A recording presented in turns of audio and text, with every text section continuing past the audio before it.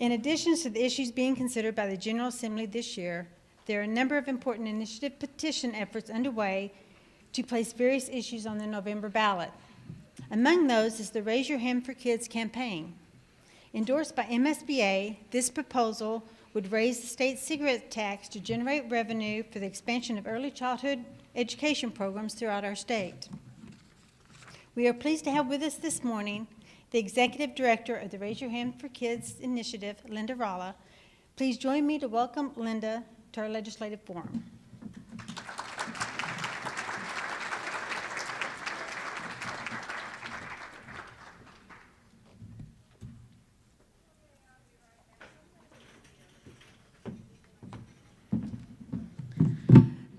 Good morning, everybody, and first want to thank you for letting me take up some of your time today. I want to thank Melissa Randall and Brent Gahn from MSBA. They've been big champions and kind of helped us through this. My colleague Garrett Webb is here. He's going to just be passing out some pamphlets or just a flyer that kind of gives you an overview of our initiative. But before I get into the presentation, I just want to kind of tell you a little bit more about Raise Your Hand for Kids and how we got here, because there is a very direct correlation between what we're doing in MSBA. I have a colleague named Brian Schmidt who works with Missouri Wonk, and a couple of years ago, he had a lot of work. He was working with MSBA doing various policy projects, so he brought me in to kind of help him out, and we did research together, and we were writing papers for your organization and doing all kinds of things, and through our research, we stumbled upon the fact that we don't really fund a lot of money for early childhood education in Missouri, and it was something that we were really interested in. Brian is a lot younger than I am, so he's kind of coming from a policy perspective. He doesn't have kids. I have 3 children, and I had always been intrigued by early childhood education, and when my kids were little, it was a big priority for me. And my husband and I think at the time that we enrolled our first child, Natalie, who's now 25 and working in Chicago in a little pre-K program, I think it was $222 a month for this program. And that was for 3 days a week, 2 hours a day. Our mortgage was about $650. So you can kind of see the correlation of that was a third of our mortgage, and we just knew that we had to do it. In fact, the head of the school where we enrolled our daughter, when she told us about the program and what it was going to cost us as a family, I kind of said, oh, I don't think we can do that. That's sort of the money we're going to set aside for college. And she looked at me, and I'll never forget it. It was, 24 years ago. She said, Linda, you can always find money for college, but you're never going to get these years back. And I didn't know anything about early childhood education, really, and so I just kind of said, all right, we'll do it. We bit the bullet. We did it for all of our kids, and it had a tremendous impact. And through our experience as parents and getting to do a lot of outreach in our community and do a lot of volunteer work, we started doing work in communities that didn't have early childhood options. And I started meeting a lot of children who were in high school who could not read. Literally were graduating from public schools in the state of Missouri that were functionally illiterate. And I didn't understand that as a parent. And so that was about 10 years ago. It's taken 10 years to get to this point where we are right now. And we have an opportunity in front of us. But the roots of this whole endeavor came from just a mom who cares about her community and her state and saw something that didn't seem to make sense. And thankfully, because of Brian and because of the work we did with MSBA and really being able to peel back all the layers and figure out what's going on, we're here today. So that's kind of the roots of Raise Your Hand for Kids. It's an initiative. We're an organization. We're 501c4. We're here until November, and then we go away. Because all we're trying to do is get a pot of money and give it to you all, to the state of Missouri, to do what you can do best. You guys are the experts. You are going to know how to invest these funds. And so we're working really hard, and then we go back to just, our old jobs or whatever else we were doing, and we hope that this will become something great for our state. So that's where I come from, and I wanted to take you through our initiative a little bit. So I'm going to try to do this. All right, so like I mentioned earlier, we started looking, Brian and I started studying, like, where was our money going as taxpayers and what areas were getting the most emphasis. And so we realized that as a state, these are 2014 numbers, Missouri was investing $37 million a year annually in early childhood education. And just comparing it to our other things, which are all very important, it's just barely makes the map there. Okay, I'm multitasking here with these two things. So then when you take that 37 million and you figure out, like, what does that represent? Basically, in our state, if you look at just 4-year-olds who are enrolled in public pre-K, 3% of Missouri kids are enrolled in public pre-K. So we wanted to look at, well, what's that look like in other states? The same apples to apples comparison. And we are at the bottom in our region, and nationally, I think out of 40 states that fund early childhood education, we rank 38th. It's not a priority. We're not even close to our neighbors. And I think that this is kind of like why we're doing this. So we also looked at, okay, we need to fund, where are we going to get the money? And as you all know, probably better than I do, it's pretty tough. We can't even fund our foundation formula fully. So there is going to be no money for early childhood unless we're creative. So Brian and I would sit around and go, well, what about the tobacco tax? You know, it's low, why not? It sounded really easy, but we'll get there, you know. That's what being a Pollyanna kind of helps you out, because you just try to take on these things that are a little bit unachievable, but I think you get there if you keep fighting. So 17 cents is our tax. It's the lowest in the nation. Pretty much everyone is aware of that. You hear that all the time. But I don't think in context you really understand what does that 17 cents look like compared to other states. How much lower are we? And we're not even close to states that are considered low tax states like Kentucky and Tennessee. So there's a lot of room there that we could bring this tax, increase it, and still be considered a low cigarette tax state. So one of the first things that we did, this was 2 years ago, before we even said let's go for it, let's see what the past attempts look like. Because the first thing that we hear when we talk about this is, oh, here we go again. Haven't we tried this already? How is this going to work? Why is this going to be any different this time?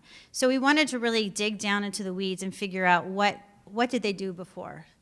And so after doing a lot of research and reading, you know, papers that were written about past attempts, we learned a few things that were very key. And we wanted to make sure when we did this, we were going to kind of learn from the past. So one thing was just to keep it simple. Don't have a big list of things that you're trying to fund, from hospitals to higher ed to K through 12 to early childhood to whatever, you know, prescription drugs, whatever people want to fund. Keep it simple. So we wanted to do early childhood education and health. So that's kind of was our lesson number one. Number two was timing. So timing is everything, right? And we looked at those years, were all election years, of course, but never a super big election year. So we've got 2016. We have an open seat gubernatorial election. We have an open seat presidential.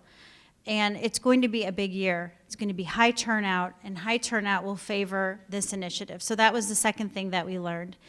And so also, like, being able to neutralize the opposition, that was really important to us. And so in the past, there have been groups that have opposed these tax increases, like the Convenience Store Association and tobacco companies and things like that. So we wanted to see if it was possible to neutralize the opposition at all. So we spent a lot of time talking to folks, reaching out, and seeing if that was possible. And we kind of halfway solved that equation.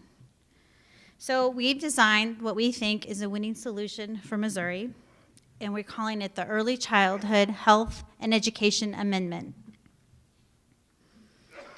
So in this amendment, we tried to put in some really powerful things like accountability.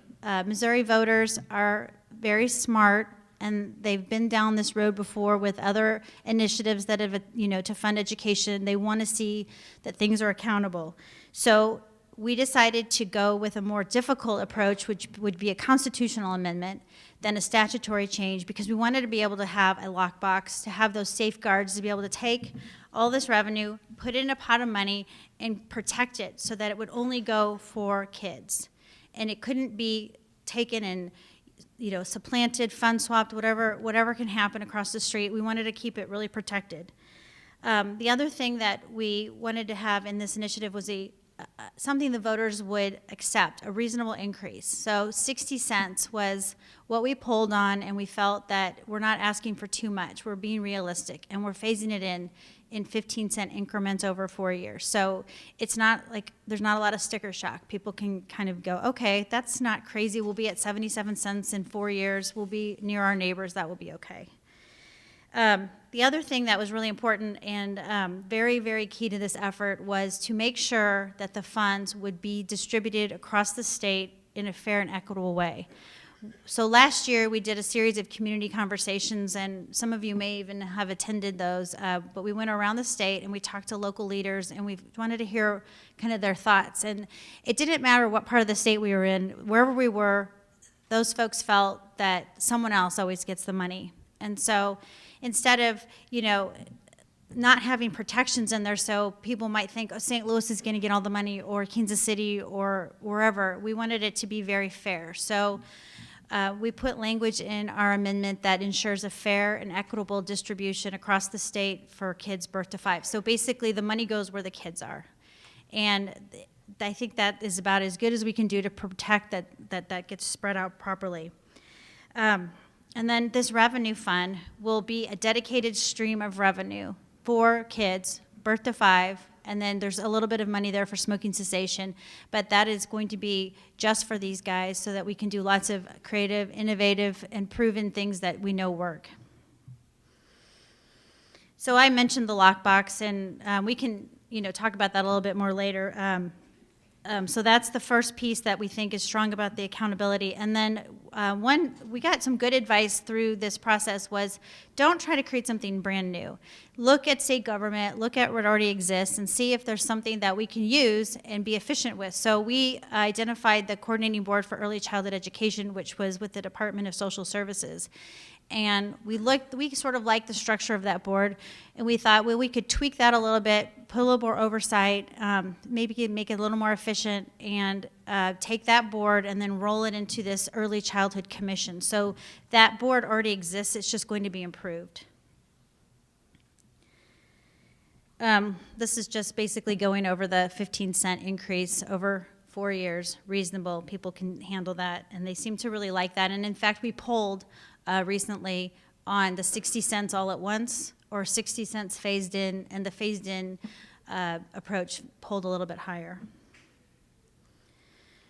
So this is the fun part. This is the actual revenue that we will generate in the first year, 110 million, and then when fully phased in, it'll be 300 million. Those are the estimates that that the state auditor's office provided us. So you never know for sure, but that's kind of like the midpoint of where, between the high and the low, where we think that the revenue will come in at. So it's hard to, you can't really say like to each school board, you're gonna get this amount of money, because it's impossible to make it work that way. But because of the way it's distributed, we wanted to just sort of give you an ability to kind of see what that looks like. So those dollars across the state, they vary because obviously the population of kids vary. But that just kind of gives you an idea of like what each region would be sort of eligible for. And for this slide, I just used, we have like the economic development boundaries for the state, and so those are just the boundaries of the state and the counties that exist within those different regions. And then the using census data, we were able to come up with the actual amount per region. This is basically explains how we're going to spend the money, and we really wanted to have a strong health component. There's a couple of reasons for that. One, health and education go hand in hand, especially in the early years. So, for example, if a student maybe had a problem, vision problem, well, if you don't identify it early, obviously, that's going to have a higher cost to try to fix later on. So we wanted to be able to have some health dollars that we could get to sort of improve the educational outcomes and kind of get kids a better start. So we have 10 to 15% of the funds can go for health, and we needed to give that to hospitals or healthcare facilities so they could run the program. So let's say, for example, Children's Mercy Hospital in Kansas City has a home visitation program, and they are out in the community, you know, doing all kinds of screenings and things for kids. This is a way that they could apply for grants and then distribute those to the people that they serve. And then 75 to 85% will be for straight early childhood education. And that will be your parents as teachers and your preschool programs. So one thing that we did learn by going around the state is not every school has a pre-K program, or not, you know, everyone's a little bit different. So it had to be flexible so that each local community could sort of use it in the way that they're, you know, the way that will work for them.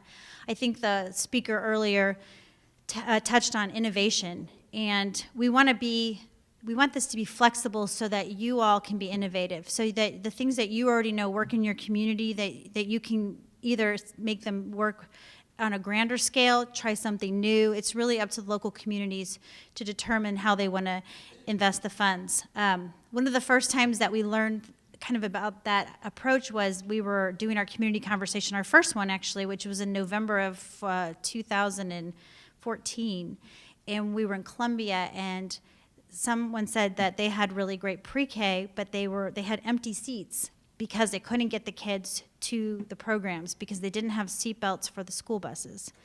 So, for example, that would be a grant that a community could apply for, a seatbelt grant, in order so they can take advantage of what they already have. So this is where, you know, I think that the school boards will be very important because they know the communities better than I do. And then the smoking cessation piece is important for a couple of reasons as well. One is we found out through our research that 1 in 6 mothers in Missouri smoke. That's a lot of smoking moms. And if you do any kind of research on the effects of smoking on babies, it can cause all kinds of learning problems down the road.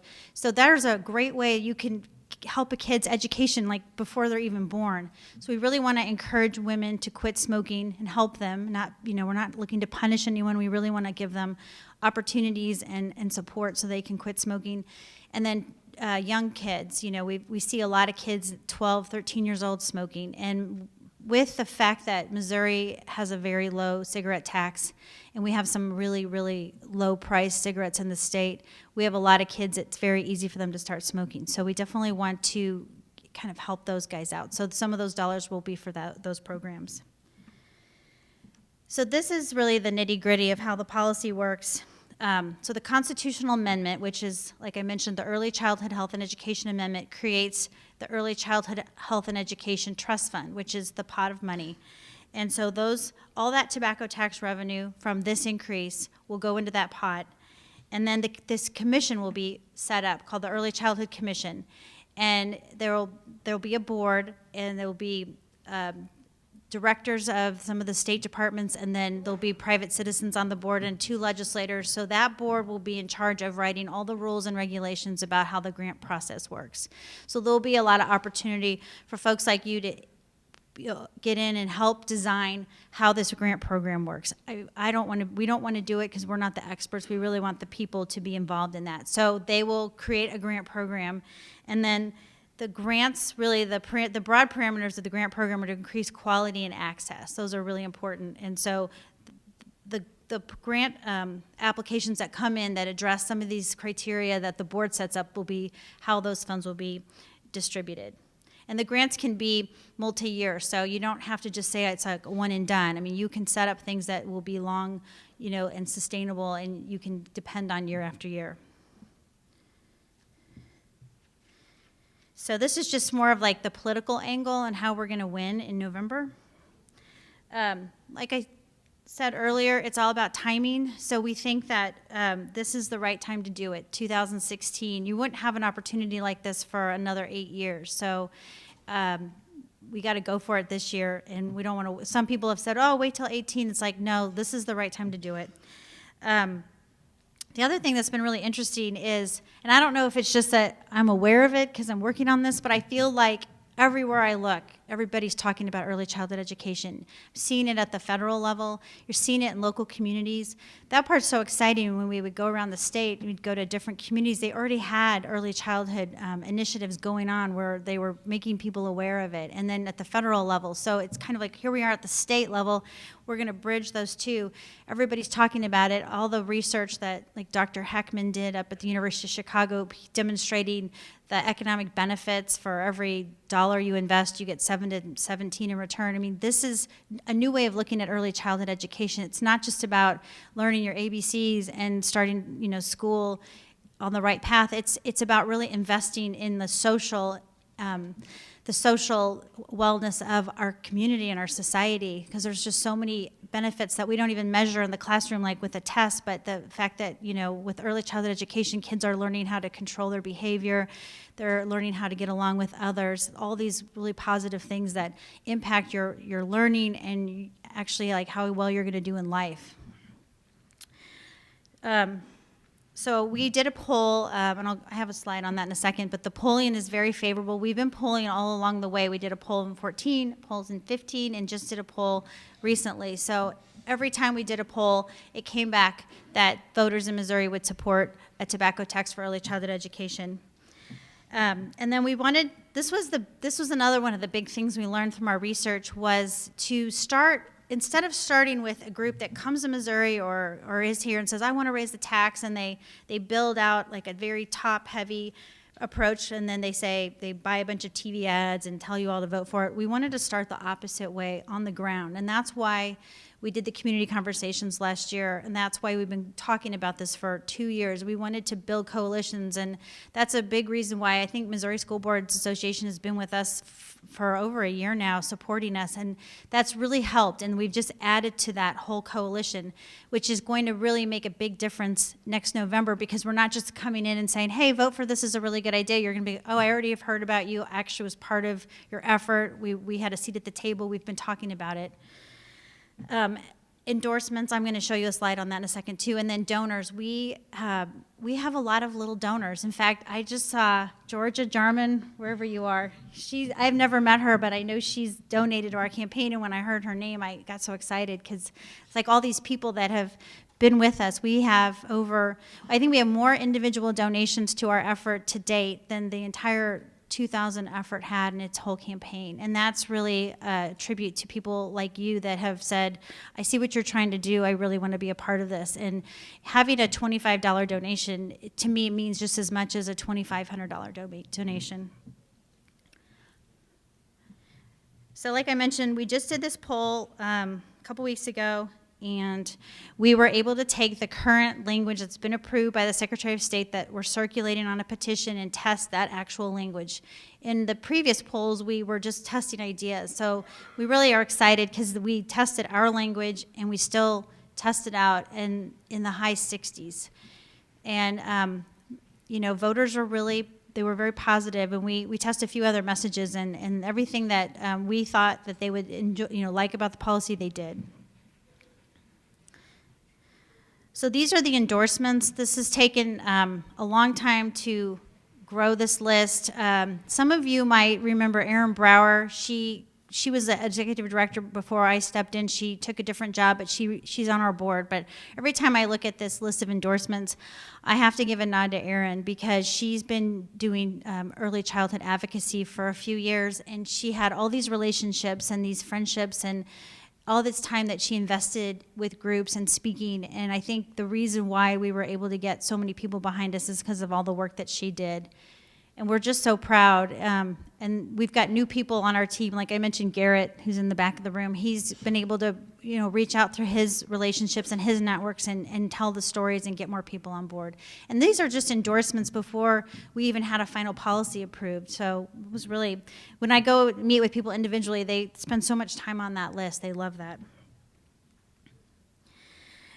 This is a quote from George Lombardi, and I don't know if you know George, but he's the director of the Department of Corrections. And we had heard, I think maybe even Melissa told us one time that he had said publicly that he would gladly give up a percentage of his budget for corrections if he knew it would go to early childhood education.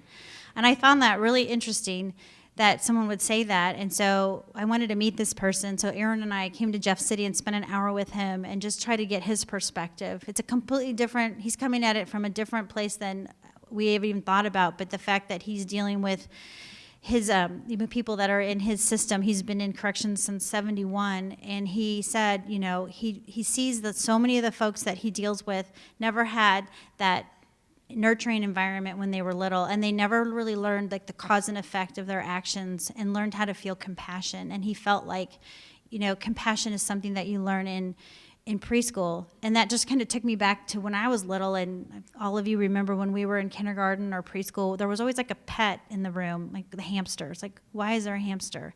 Well, I get it now. Like, it's a life. You're caring for it. You're making sure that everyone's taking care of it. When, you know, the winter break would come, someone would have to take the hamster home because you didn't want anything to happen to it. I mean, these are lessons that kids learn really young, and they don't even really know what they're learning at the time, but it's really impactful. And so I think the fact that he recognizes that, and he's has our back and said, hey, I'll give you a quote and you can use it as much as you want. So we take it everywhere we go with us. So basically, I'm just asking all of you all in this room to look to the future. One of the hardest things about trying to get people behind an initiative that you may not see the real benefits for 20 years is that so many times in our state we're looking for a quick fix. There was so many issues and so many challenges that you just can't wait around. And I look at this like we don't have a choice but to wait around, and we need to look at what's this going to look like in 20 years. But I think there's so many benefits that we can see in the short term. If you want to look at it from a jobs program, you're going to have a lot more jobs you're going to be creating with this. In 5 years, after kids have the opportunity for early childhood education, when they start school, you're going to see test scores go up. So there'll be short-term gains. But I think it's time to have the courage in our state to really look long and think about, you know, what do we want to leave behind for our future generations, for our kids and our grandkids. And I think this would be a really great gift that we could all give our kids.